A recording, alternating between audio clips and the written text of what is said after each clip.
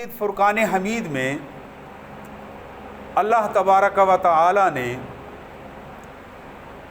مختلف انبیاء علیہم السلام کی وہ بات ذکر فرمائی ہے جو انہوں نے مختلف موقعوں پر اپنی اپنی امت کے سامنے بیان فرمائے۔ اللہ تبارک و تعالی نے اپنے پیارے انبیاء علیہم السلام کی اس بات کو اپنے قرآن پاک کا حصہ بنا دیا۔ اس سے یہ بھی معلوم ہوا کہ اللہ تبارک و تعالیٰ کی بارگاہ میں ساری مخلوقات میں سے سب سے اعلیٰ اور افضل اور بلند مرتبہ وہ انبیاء علیہم السلام کا ہے، اور اسی طرح تمام نبیوں سے بڑھ کر اللہ کی بارگاہ میں جس کا مرتبہ اور رتبہ اور مقام ہے وہ ہے آمنہ کے لال حضرت عبداللہ کے در یتیم حضرت محمد مصطفیٰ احمد مجتبیٰ صلی اللہ علیہ وآلہ وسلم۔ انبیاء علیہ السلام کا وہ جملہ یا وہ فرمان کون سا ہے جو انہوں نے اپنی اپنی امتوں کے سامنے بیان فرمایا؟ وہ یہ ہے، وما اسألکم علیہ من اجر ان اجریہ الا علی رب العالمین۔ جب انہوں نے اپنی قوم کے سامنے اللہ کی توحید، اپنی رسالت اور معاملات زندگی کو درست اور صحیح رکھنے کے لیے واعظ و نصیحت فرمائی، تو واعظ و نصیحت فرما چکنے کے بعد وہ اپنی قوم کے سامنے یہی ارشاد فرمایا کرتے تھے کہ میں جو تمہیں سمجھاتا ہوں، واعظ و نصیحت کرتا ہوں، برائی کے راستے کو چھوڑ کر تمہیں یہ دعوت دیتا ہوں کہ برائی کے راستے کو چھوڑ کر نیکی کے راستے پر گامزن ہو جاؤ۔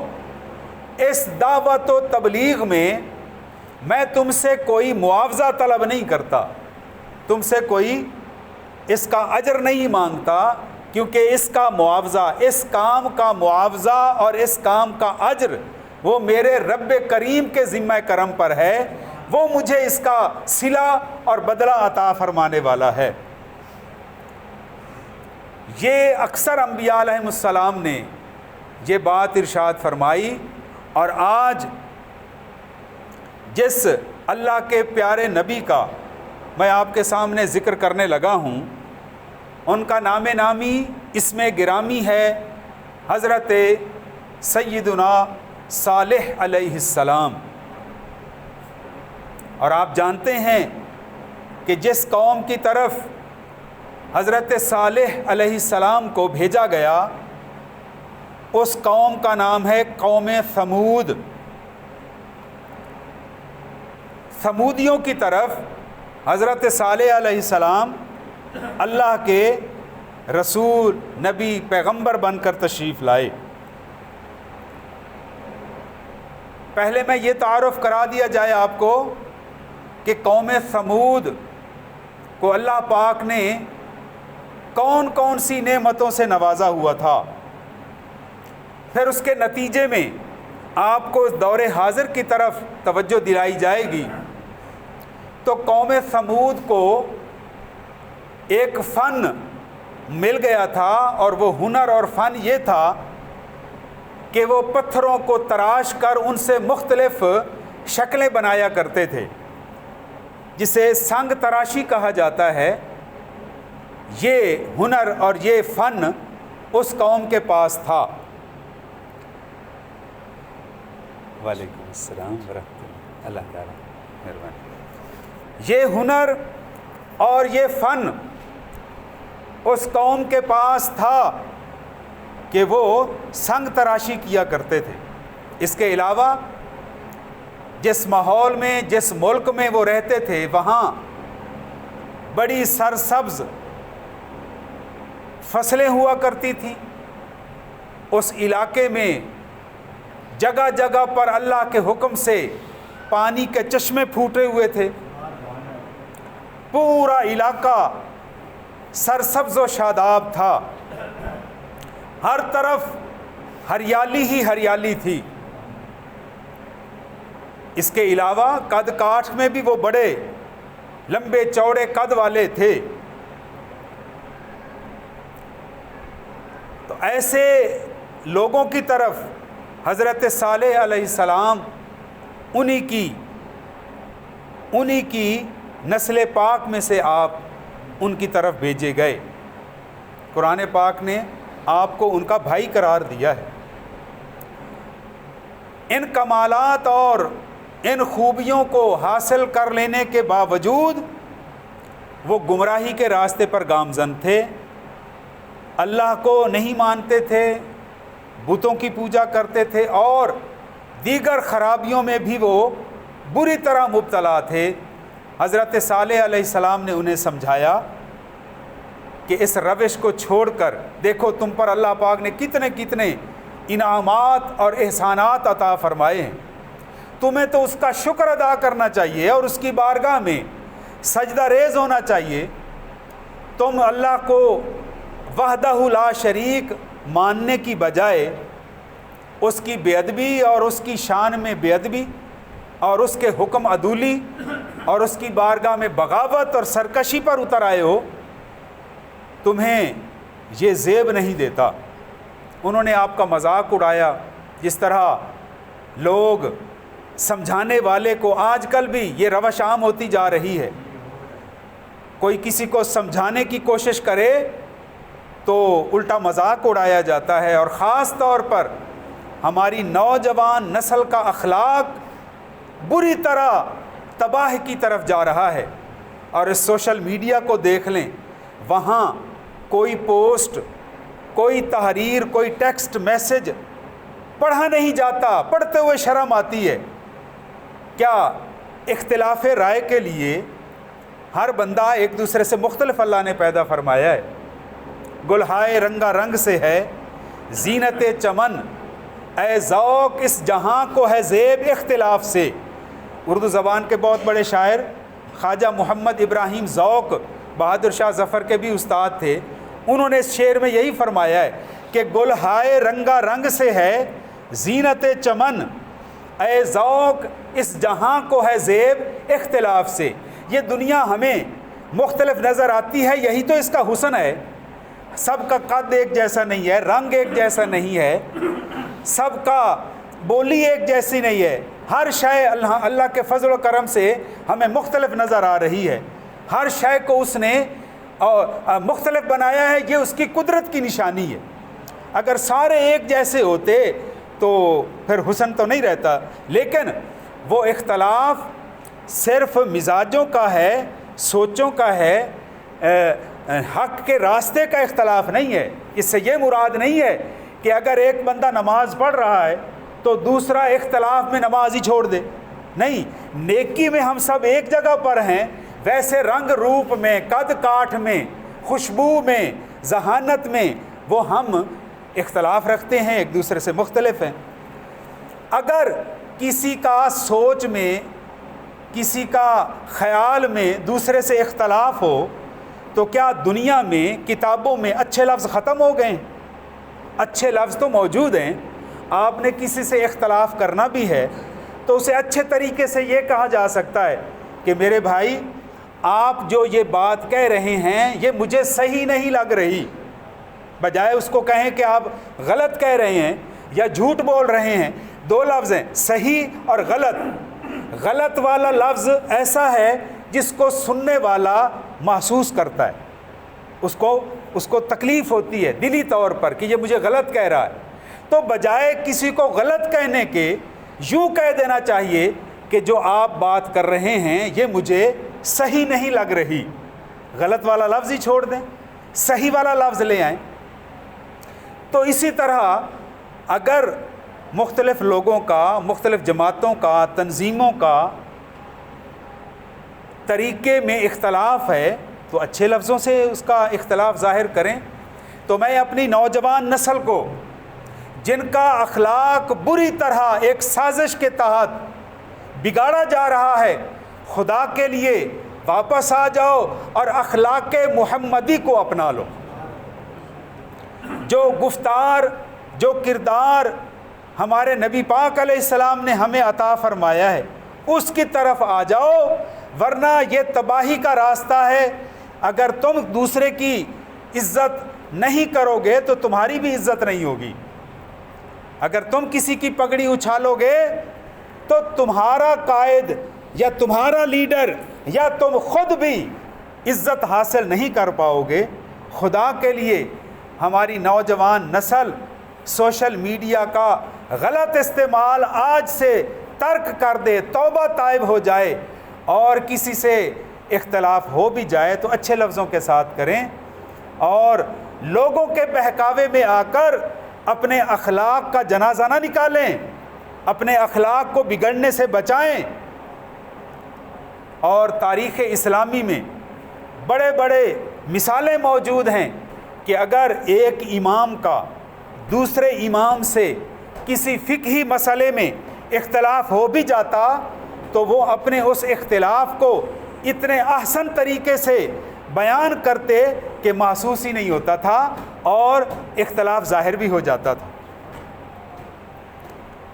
اور یہ اختلاف کی گنجائش آپ اندازہ فرمائیں کہ امام اعظم امام ابو حنیفہ، امام حضرت نعمان ابن ثابت رضی اللہ تعالی عنہ کے دو آپ کے بے شمار شاگرد تھے، لیکن آپ کے دو بڑے بڑے شاگرد جن کا نام ہے حضرت امام ابو یوسف اور دوسرے ہیں حضرت امام محمد، وہ دونوں آپ کے شاگرد ہیں، لیکن آپ کا اعلیٰ ظرف دیکھیے، امام اعظم کا اعلیٰ ظرف ہونا محسوس کیجئے۔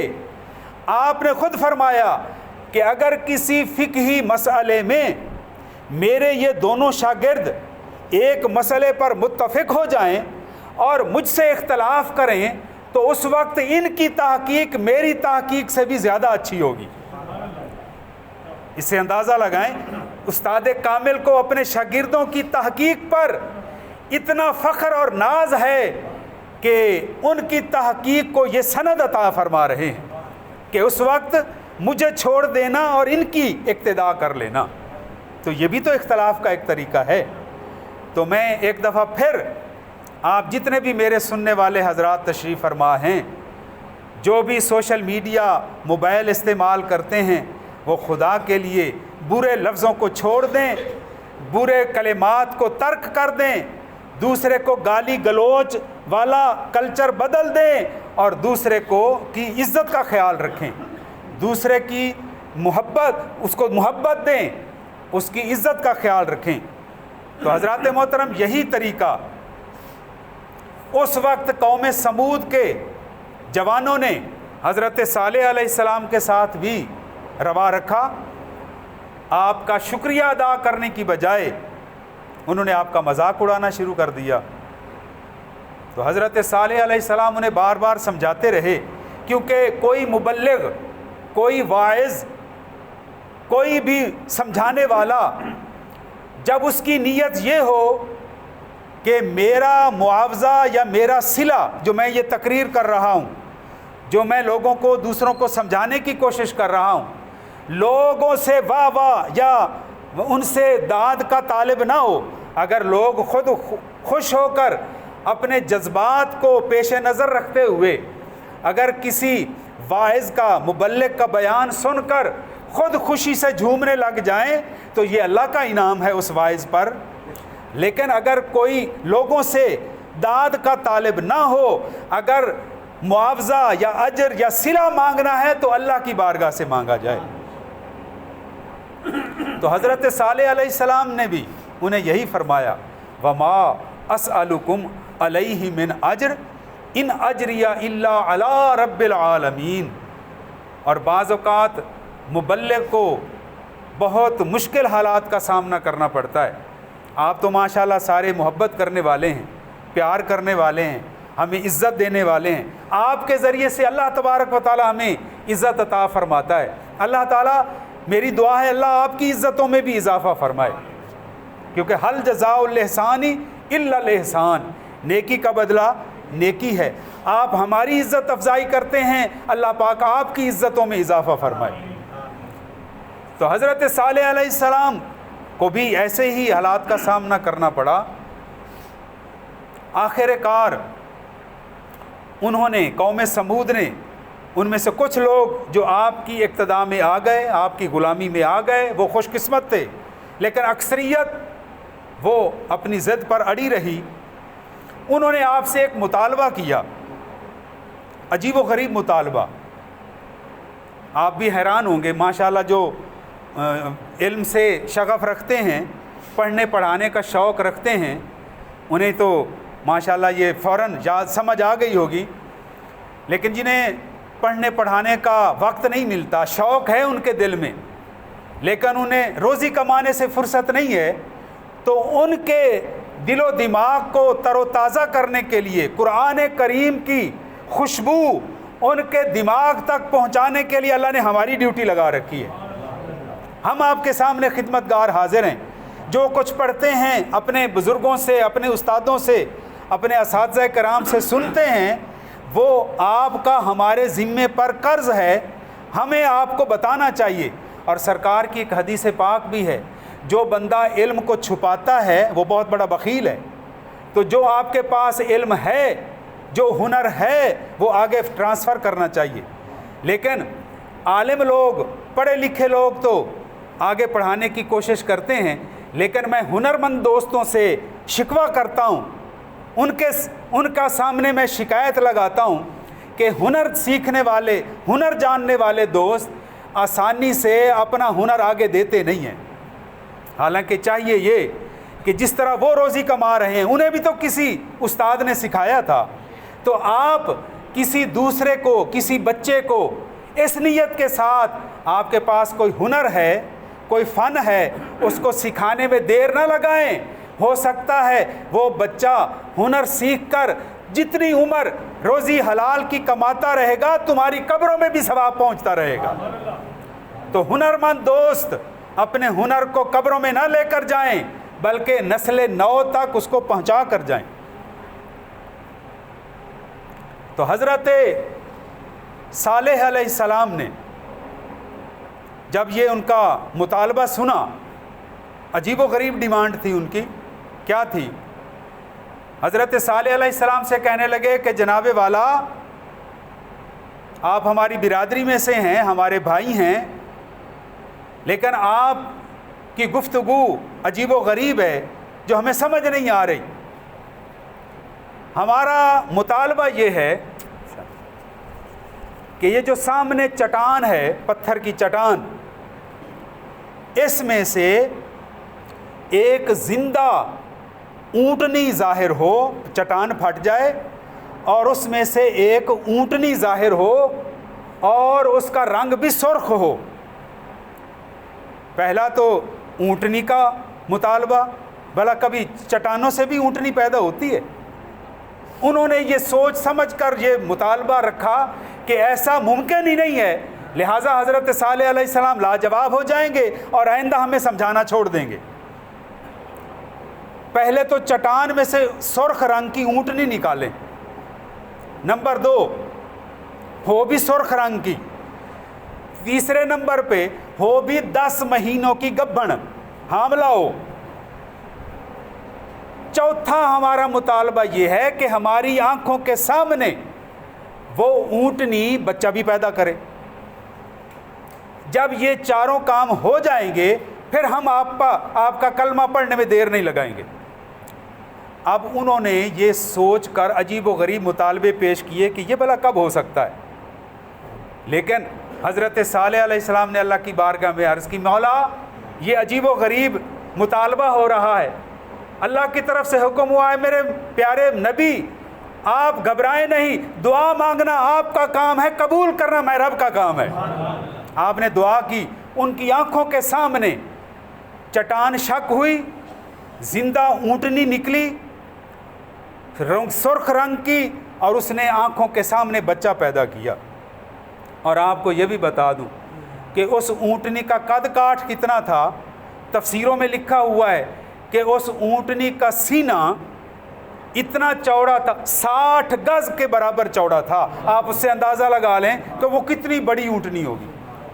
پھر اللہ کی طرف سے حکم ہوا، اے میرے صالح ان لوگوں کو بتا دو، ان کا مطالبہ پورا ہو گیا، اب یہ کلمہ پڑھیں، اور یہ اب عام اونٹنی نہیں ہے، یہ ناقۃ اللہ ہے، یہ اللہ کی اونٹنی ہے، اللہ کی نشانی ہے. اس کی عزت کریں، اس کا ادب کریں، اس کا احترام کریں، ورنہ ان کی خیر نہیں ہوگی. اور ایک دن یہ اتنی بڑی اونٹنی ہے، ایک دن یہ پانی پیا کرے گی، اس دن تمہاری یہ امت اور یہ تمہاری قوم کے لوگ پانی نہیں پئیں گے، سارا پانی یہ ایک اونٹنی پیے گی، اور اگلے دن یہ آپ کی ساری قوم پانی پیے گی. تو آپ نے فرمایا کہ ہاں تمہارا مطالبہ میں نے مانا، اب اللہ کی طرف سے یہ حکم ہوا ہے کہ ایک دن پانی یہ ساری قوم کا حصے کا پانی یہ ایک اونٹنی پی جائے گی، اور اس کی بے ادبی بھی نہ کرنا. لیکن وہ بے قدرے لوگ تھے، انہوں نے اس کی بے ادبی کی، اس کی اللہ کی نشانی کی بے قدری کی، اور پھر ان پر وہ عذاب آیا کہ الامان الحفیظ. آج ہمیں بھی قرآن کریم کی ان تعلیمات کو پیش نظر رکھتے ہوئے اس بات کا خیال رکھنا چاہیے کہ اللہ نے ہمیں پاکستان عطا فرمایا، آزاد ملک عطا فرمایا، ہمیں نیکی کرنے میں کوئی دقت نہیں ہے، کوئی رکاوٹ نہیں ہے، لیکن اس کے باوجود بھی اگر ہم ناشکری کریں تو یہ قابل افسوس بات ہے. اور ایک مسئلہ بھی سن لیں کہ سبز درخت کو آگ لگانا یہ نبی پاک علیہ السلام نے سختی سے منع فرمایا ہے، اور یہ بہت بڑا گناہ ہے.